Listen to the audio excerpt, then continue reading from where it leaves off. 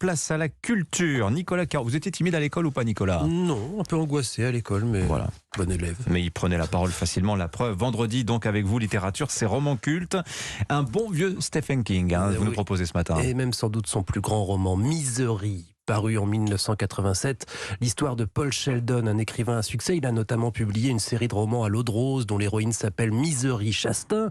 Au début du livre, Paul Sheldon est victime d'un accident de voiture assez grave. Il perd connaissance et quand il se réveille, il ressent une intense douleur aux jambes. Elles sont broyées. Il est incapable de les bouger, ne serait-ce que d'un centimètre. Alors il est où? Il est à l'hôpital? Malheureusement non. Il est chez Annie Wilkes. Elle est passée devant sa voiture et elle l'a ramené chez elle pour le soigner. Elle sait parfaitement qui il est. Elle l'a tout de suite reconnu et pour cause, c'est une fanatique même des histoires de Misery écrites par Paul Sheldon. Alors vous allez me dire, c'est sympa de l'avoir récupéré pour s'occuper de lui.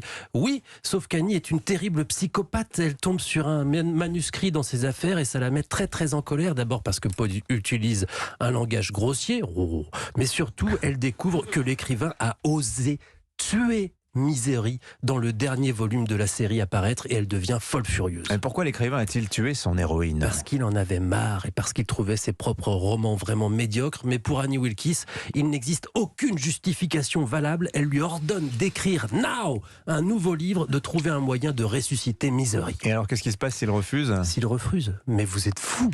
Eh ben, il devra subir la colère d'Annie Wilkes. Et croyez-moi, vaut mieux éviter sévices en tout genre et privation de ses médicaments antidouleurs, ce qui, quand on a les deux jambes cassées, est assez désagréable. Il va en faire l'expérience et tout le roman est là. Paul Sheldon va-t-il réussir à se sortir des griffes de sa lectrice psychopathe? Et je peux vous dire qu'une fois que vous avez commencé, vous ne lâchez plus ce livre.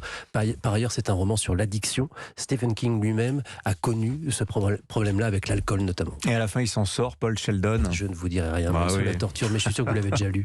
Oui, il y a le film aussi, sorti en 90. Mais il y a quelques différences notables. C'est vrai, double raison de le voir et de le lire. Merci Stephen King, Misery, un classique parmi les classiques. Allez, on passe à la musique, à Stéphanie Loire.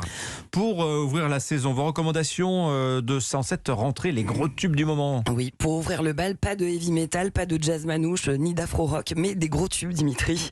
Et je commence avec La Patronne qui vient de publier 4 ans après Désobéissance, un nouveau titre très attendu.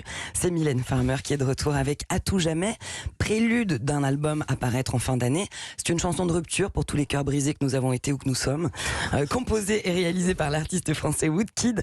La musique y est puissante, les paroles intenses. Bref, c'est du Mylène.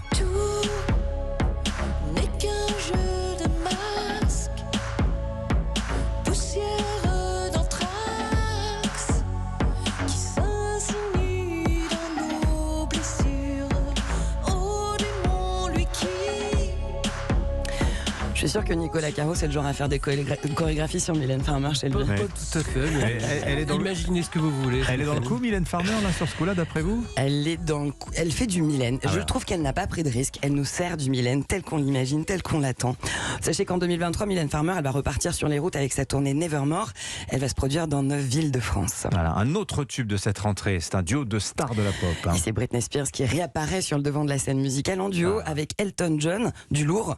Britney Spears que l'on a vu plus en une des tabloïds plutôt que sur scène ces derniers mois. Ces dernières années même. Et ces dernières années aussi. Mais qui signe son retour dans la musique suite à la fin de sa tutelle controversée exercée par son père. Le duo interprète un remix du hit Tiny Dancer d'Elton John, baptisé cette fois All Me Close. Mais Tiny Dancer, c'était magnifique. Bon, là c'est très auto-tuné en effet. Et Elton John, il a très envie de hanter les dance floors à 75 ans, ce que je trouve assez chouette. Il est jamais à court de coups d'éclat, Elton John. Alors cette chanson, il l'a révélée, il était en vacances sur la Côte d'Azur. Il a présenté la chanson en avant-première, c'était la semaine dernière, sous les yeux totalement éblouis des clients d'un resto de plage qui s'appelle La Guérite. C'était sur l'île Sainte-Marguerite, dans la baie de Cannes. Et on l'a entendu dans le journal de Romano Quai la semaine dernière, elle nous l'avait raconté, ça avait beaucoup plu à Lionel Gougelot. Enfin, pour conclure cet agenda des nouveautés de la rentrée, le dernier, Clara Luciani. Oui, après Respire encore et Amour toujours, Clara Luciani a choisi le titre engagé Cœur comme nouvel extrait de son album du même nom, écoulé à 260 000 exemplaires. C'est un succès. Un titre dans lequel elle évoque les violences faites aux femmes.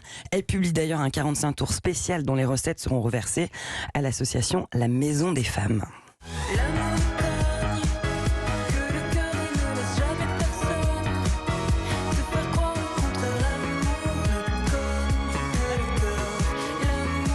c'est les années 70. Alors là, Clara c'est- Luciani, c'est ligne Ah ouais, de basse toujours un et peu. disco, mais ça marche très bien sur cet album. Voilà, à voir sur scène Clara Luciani, je crois. Donc, festival ODP à Talence le 10 septembre, à la Tony Garnier le 6 octobre et au Dôme de Marseille 2 jours avant. Non, 2 jours Exactement. après, le 8, pardon. 2 jours après, et une petite info qui va vous plaire, un concert de Rammstein qui vient d'être annoncé. Ce sera le 22 juillet prochain et la mise en vente des places, ce sera jeudi. Rammstein. Rammstein. Ah non, mais c'est toujours un truc. les Doigt. concerts. Au Mais Stade de France. Voilà. Ouais. C'est pas interdit au moins de 18 ans quand même. Hein. C'est un peu hardcore. Merci Stéphanie À la semaine Loire. À la prochaine. semaine prochaine, Nicolas. Bon week-end. On se retrouve lundi, 7h53.